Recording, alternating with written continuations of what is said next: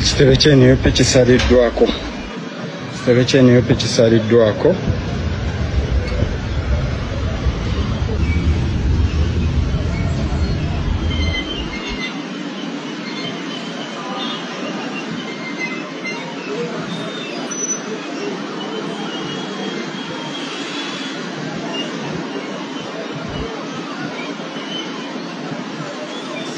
Kiri ku kitebe kya NUP munnange gye bwakeeredde nga SFC, Uganda Police, UPDF, bulijjo lyonna oba buli kitongole ky'ebyokwerinda nze ndabyeko uniforms ez'enjawulo wali basazeeko basalawundinze wonna headquarters za NUP. Era wenjogerera amawulire ge tufunye nti abakulira akakiiko k'ebyokulonda aka NUP bana bakwatiddwa era babuziddwawo bawambiddwa kyensobola okugamba.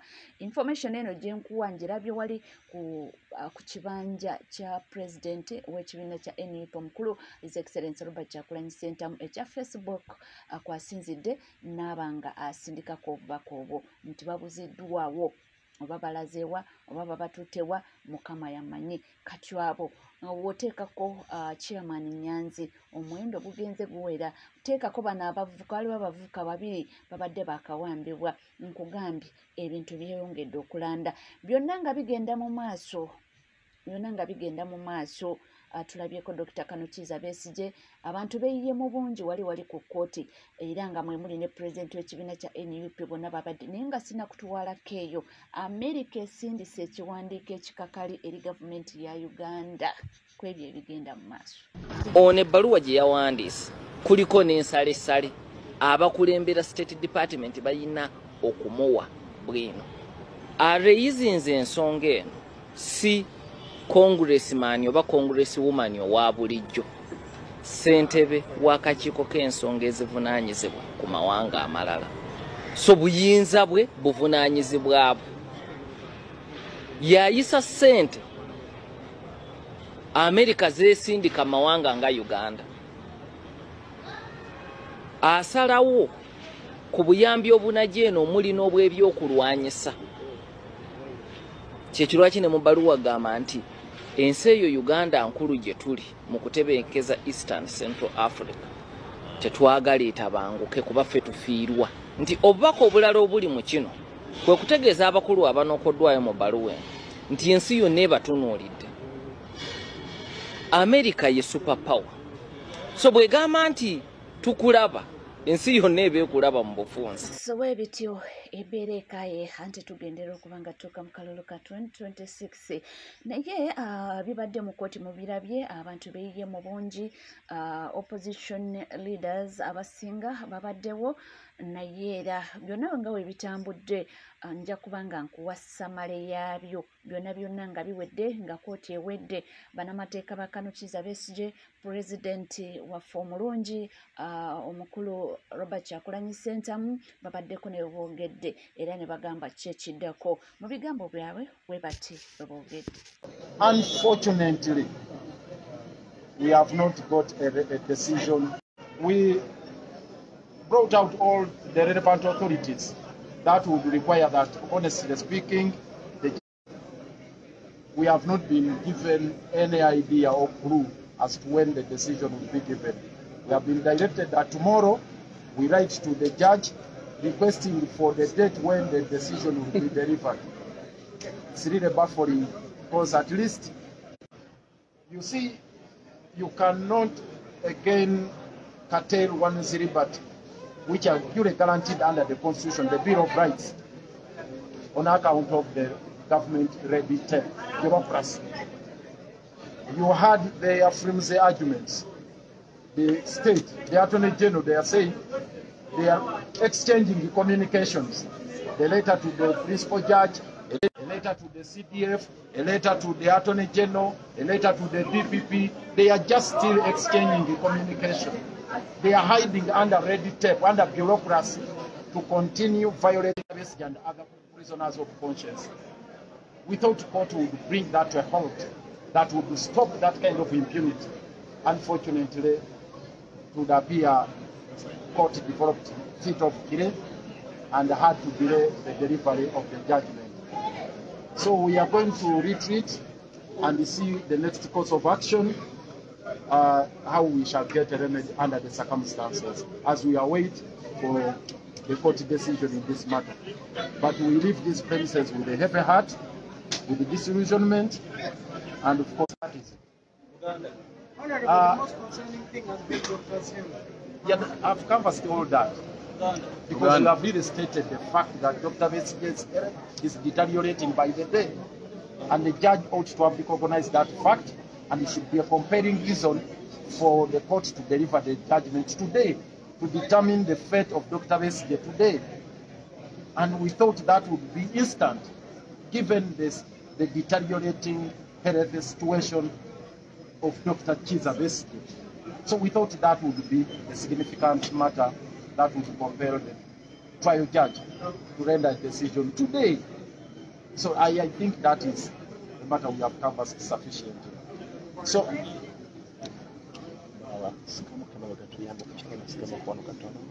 kakati tubadde mu kooti naye tugenda nevuunya ku mutima nti tubadde tusuubira nti olwaleero application eno ejjakulira okusooka mujjukira wadde bagifikisinze nga 25 omulamuzi n'atubeerera wa kisa n'aleero era nekituwa essuubi nti bwe tujja olwaleero bw'anaamala okuwuliriza tufune decision ey'amangu kitwenyamizza tuleetedde vuunya mu mutima yadde omulamuzi tumuwa ekitiibwa era tusuubira nti kale agenda kukola omulimu gwe asalewo naye ayinza okusalawo ng'embeera ndala mulabye obulamu Dr. Besigye bwalimu n'omulamuzi yennyini abulabye n'okutuusa kati tannafuna mbeera efuna bujjanjabi bumala obutuufu okuva mu badokita yebe yeekyuzingidde ate n'okuva mu ddwaliro erina obusobozi ate nga tubalaze nti okuva nga 31 omwezi ogwa January tewali wano bano kye baali bakoze era olwaleero kyeyoleserwa nti ne bye boogera ebya transferred files bagenda zitwala mu civilian courts tebiriiyo kyeraze lwatu kubanga mu affidavit ereeteddwa state attorney bwe bujulizi bwabwe balaga amabaluwa ge beewandiikira nti attorney general yawandiikira chief justice n'awandiikira principal judge the principal judge n'awandiika ebbaluwa ng'eddamu ya attorney general attorney general bwe yagifuna n'agiwa CDF n'attorney general nga bagamba nti kale mukole ku process ey'okutransfaringa files temuliimu n'akawaayiro n'akamu mu affidavit yaabwe we bagambira nti files zino tugenda zitransfaringa era ku lunaku bwe luti ate nga ssemateeka alambika bulungi tojja kukuumira muntu mu kkomera okugyako ng'olina ebiragiro bya kooti ekyo tuyize tukinnyonnyola enkya neggulu mandi warranti yaggwako tebalina kooti order mpya tebalina kiragiro kya kooti yonna tebaguddeewo misango mipya kakati bakozeseza kye bayita impunity of the highest order kyekyo kituleetedde okwennyamira mu mutima omulamuzi atugambe tumuwombe ndirwa n'atuwa ensala ye wero kyennyamiza naye kale katugende tulabe ekyokukola oba tumuwandiikira naye kitunyize nti olwaleero tukufunye ensala ku nsonga eyo kubanga kisigadde mu bbanga bwe kiti era bali baddeyo bakola ebintu byabwe ebyekifandulo nga bwe babadde bakola naye tugenda kutuula butuuzi katuddeyo kwatagane n'abakulembeze bonna nga balaba wano tulabe ekyokukola kwa ekiri mu mateeka ne mu busobozi bwaffe bwebale nnyo mwebalire ddala.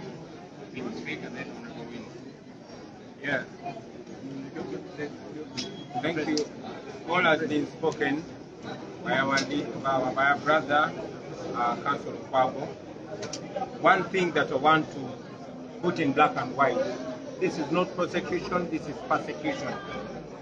Dr. Besigye would not be brought to court today if it was not for pressure. You notice this is the same judge that sent Kabwenza to prison instead of sending him to the ICU after the judge that said the cash bonanza parliament was legal. At the same time, this is the same judge that is sending Dr. Kizza Besigye back to prison instead of sending him to hospital. This is the cadre judge. This is the regime persecuting Dr. Besigye and all other political prisoners in the name. I only call is to the people of Uganda here and abroad. The only thing that works with this regime is pressure. I want to thank all those in Kenya, in all of East Africa, and all over the world that are putting up pressure. Please put up pressure. From here, we are going to hold prayers at Kabule for Dr. Kizza Besigye and other political prisoners. We are not going to stop. We gave the regime 48 hours to release Dr. Kizza Besigye because they want him alive. They are trying to kill him, and all of you see. So I call people of goodwill to stand with not only Dr. Kizza Besigye, but all political prisoners, especially those that are in prison illegally, courtesy of now the defunct military court. So stand with Dr. Kizza Besigye and all political prisoners, exert pressure, because pressure is the only thing that works under the dictatorial regime. Thank you very much. Muruganda.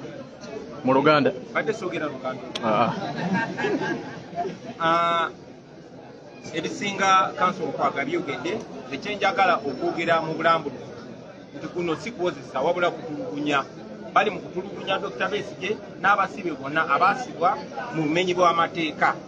Singa teyabadde pressure wano mu Uganda n'okwetolola eggwanga n'okwetolola Africa kuba tebamwagalanga mulamu, ensonga lwaki bamutadde mukomera mu mbeera gy'alimu. Njagala mujjukire nti omulamuzi oyo y'omusingiza yasindika Kakwenza Lukirabasajja mukomera mu kifo ky'omusindika mu ICU ng'ali bubi nnyo. Ye mulamuzi y'omu eyagamba nti enguzi y'omu paliamenti yali mu mateeka, service award yali mu mateeka. That's the same judge that said the service award was legal. Kati ye mulamuzi y'omu yasindise Dr. Besigye mukomera mu kifo ky'omusindika mu ddwaliro. So kuno si kwozesa Dr. Besigye oba abasibe abalala wabula kubatulugunya. Nti bagambyeko nti teyandiza olwaleero singa teyabadde pressure gye mwataddewo. N'olw'ensonga eyo nze njagala okubasaba mwenna gye muli muteekewo pressure, tubeebaza mwenna abeekalakasiza okwetoola East Africa ne wano mu Uganda. Temulekerawo okuba bano bawulira pressure yokka, abatulugunya bawulira pressure. Okuba wano naffe n'abakulembeze abalala tugenda kuba n'okusaba ku Kabule nga tusabira Dr. Besigye n'abasibe bonna abali mu kkomera mu bumenyi bw'amateeka. Ne nammwe tubasaba buli omu waali mu ngeri yonna gy'asobola ateekewo pressure ku social media, ku street n'awalala wonna kubanga bano bawulira pressure. Mwebale nnyo mwebale.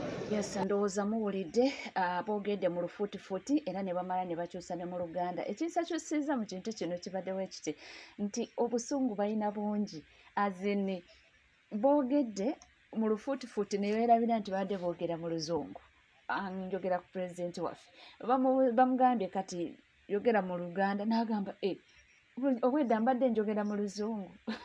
Naye nga weebityo bwe bategeezezza byonna nga bwe bitambudde eri mu kkooti olunaku olwaleero, era ne bategeeza nti waliwo okusaba wali ku kitebe ekikulu ekaamu kyonnaku olwaleero. Ekyebuuzibwa kunaabaawo abasajja basazeeko ofiisi zonna, simanyi oba kunaabaawo, naye nga byonna tujja kuba nga tubatuusaako waneeno butereevu era mujja kuba nga mubiraba.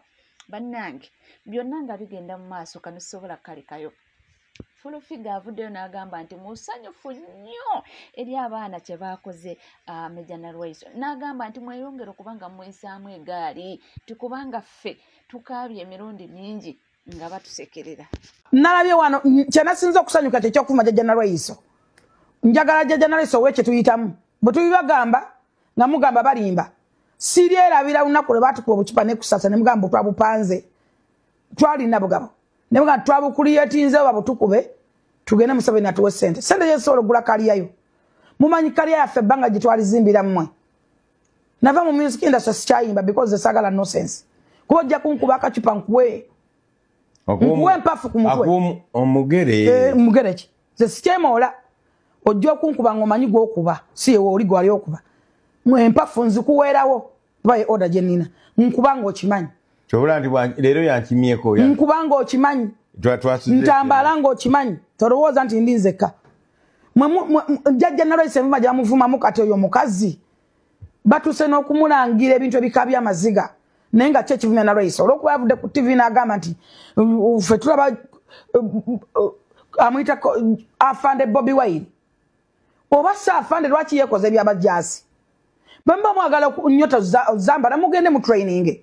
Omwana ayambala akagoye nadda ku traffic ku luguudo. bana government ya Museveni nedda eddembe liri too much tali kirese gwanga laffe kwononeka president Museveni nga ddembe liri too much abantu awe mwabadde mutendeka musobo batendeka mu South Sudan kale tugende tugambe abaana bali mu Dubai abawagira ebintu bino mu Mapombo restaurant he basobola bikola Dubai basobola bikola ebe ku street za Dubai musobola bikola mu Dubai muganti mutendeka no muyimbe nyimba zabayekera mukoze kine mukomana no kumaninga mwate muino mukaza atasobola kwogera bani actually ndoza ne pitu drop kayagita oyimyote mu public no gama tikati musobola okuwamba nga tekuli mwana we tekuli muganda wa Nyanzi tekuli mutabani waabwe balina abana bakulu bali rudawa ne bakwata ebinyomo nabyo ne biyimirira mbubifunga omugu babitungide birifo mbiri ku street mbukati gwo oko nze no yimize motoka yange nja kukuba ebyuma mama Flower atenjogere kindeke ki ninga webitwe bitambula era bikyagendera ddala maso nze wendi okubanga nga batuusaako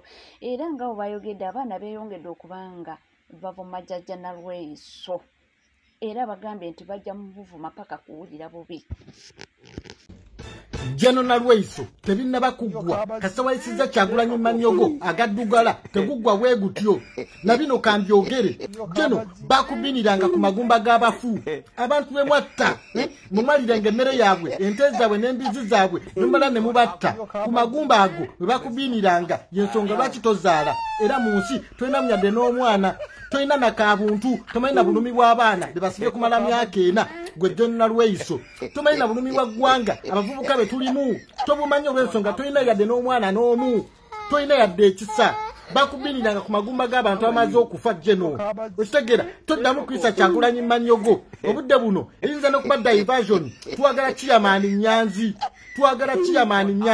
twagala ne budget y'ebisiyaga Jeno na Lweyiso muze mulyasereza ebisiyaga okumala emyaka 38 mwe bamunya mu nsiko Jeno toddamu tusinikirako mannyo toddamu kuyisa Kyagulanyi Manyogo agaddugala tokiddangamu gwe mulundi ogusooka ate ogusembayo nakulabudde luli wakedde ka TV wakedde kasanyuka wakedde era n'omuyisa Manyogo omukakanya boy faza tomutyobola bwotyo oyo mukulembezi wa ggwanga omulonde abantu gwe twalonda ye president wa Uganda oyo munyamunsiko tetumumanyi era tusala magezi kumwejjako tusala magezi agenza atya tumujjako mu lwatu nga n'ensi eraba Jeno toddamu tumansizaako busiru gwe tumanye ekizibu kyo tozaala bakubiniranga ku magumba g'abantu abamaze okufa abantu bemwatta eruweero abantu bemwatta bakubiniranga ekigera tosobola kuzaala bakubinidde ku magumba g'abafu ku ntaana z'abafu ku buwanga obuli ku ngulu bwe mwagana n'okuziika kubakubiniranga ozaale Nalweyiso ozaale kale tosobola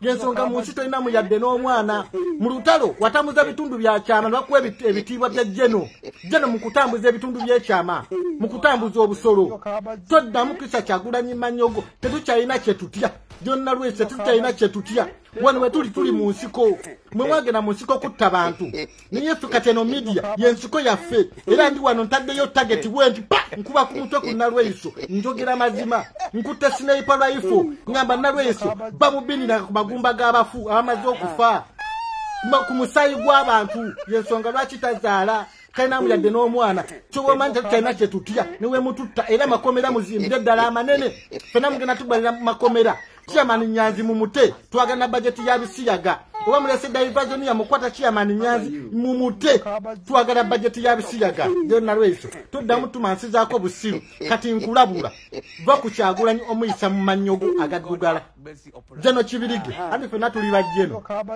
ate tetuna kyetutya makomera go muzimbe tako sindika bi byebyo biwulira abaana tebalina bigambo biwoomu eri omukyalo ono naye nga era bibino tumanyiddwa mu nsi ya Katonda eno ate ekizibu kubanga omukazi tosinkananga mukazi mugumba aba nettima tamanyi bulumi bwa mwana neyafumbanga bugi mu nsi kagamba twalwana